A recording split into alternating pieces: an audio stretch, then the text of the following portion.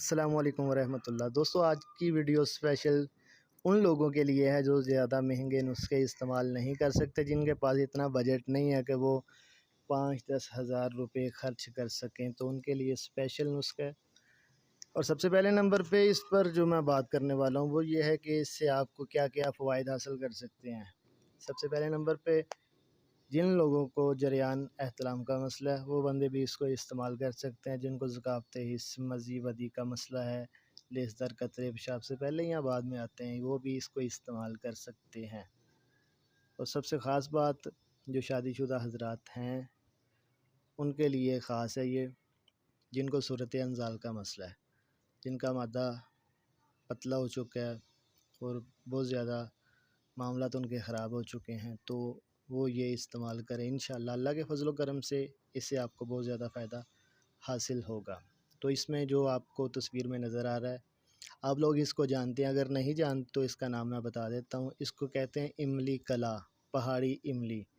ये उसका बीज है, इमली कला का बीज है पहाड़ी इमली का। ठीक है जी। आपने पंसार स्टोर पे जाना है, उससे कहना है कि पहाड़ी इमली के बीज दे दे मुझे, 100 के 150 के जितने भी आप लेना चाहें ले आएँ। और साथ में आपने थोड़ी सी मिश्री, उससे कहना है 1 पाव मिश्री दे दे। काफ़ी है, काफ़ी है, 1 पाव काफ़ी है, बहुत ज़्यादा है।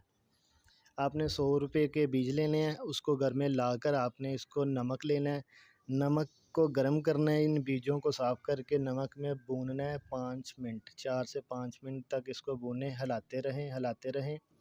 जब इसकी नमी मुकम्मल ख़त्म हो जाए, हल्की सी खुशबू आना शुरू हो जाए, इसको निकाल के ठंडा कर लें। ठंडा करके हथौड़ी की मदद से इसकी गरी निकाल लें। वाइट कलर की गरी होगी, जो गंदे दाने हों या ब्लैक कलर के हों उनको ज़ाया कर दें। जो वाइट कलर की होगी उसको इस्तेमाल करना है। उसका वज़न कर लें, जितना वज़न हो उतनी ही उसमें मिश्री शामिल कर लें। इन दोनों का सफ़ूब कर लें, अच्छे तरीके से मिक्स कर लें। अगर मसला नॉर्मल है तो फिर आप दिन में 1 मरतबा सुबह या शाम दूध के साथ 1 टीस्पून, अगर ज़्यादा मसला है तो दिन में 2 मरतबा, सुबह खाने से आधा घंटा पहले और रात को खाने से 1 घंटा बाद दूध के साथ इस्तेमाल करें। तकरीबन 20 दिन 25 दिन कर लें, आपका मसला हल हो जाएगा। लेकिन इसमें ख़ास बात यह है कि अपना मज़ाज चेक करवा लें, अपने करीबी हकीम से मशवरा कर लें कि मैं ये इस्तेमाल करना चाहता हूँ। इसका मज़ाज सर्द खुश्क है, ठीक है, तो उस एतबार से आपने इसको पहले मशवरा करना है, फिर इस्तेमाल करना है। और इसकी मिकदार ज़्यादा नहीं लेनी, 1 टीस्पून बेहतरीन है, इससे ज़्यादा करेंगे तो मसला बन सकता है। अगर आपको लूज़ मोशन है तो फिर भी एहतियात से इस्तेमाल करें। पहले अपने मैदे का इलाज करें, पहले 4 दिन जो है आप कोई अच्छी सी फक्की सफ़ूफ़े हाज़म इस्तेमाल कर लें, कोई भी कहीं से भी लेके, उसके बाद इस्तेमाल करें। इंशाअल्लाह आपको ज़रूर फ़ायदा होगा।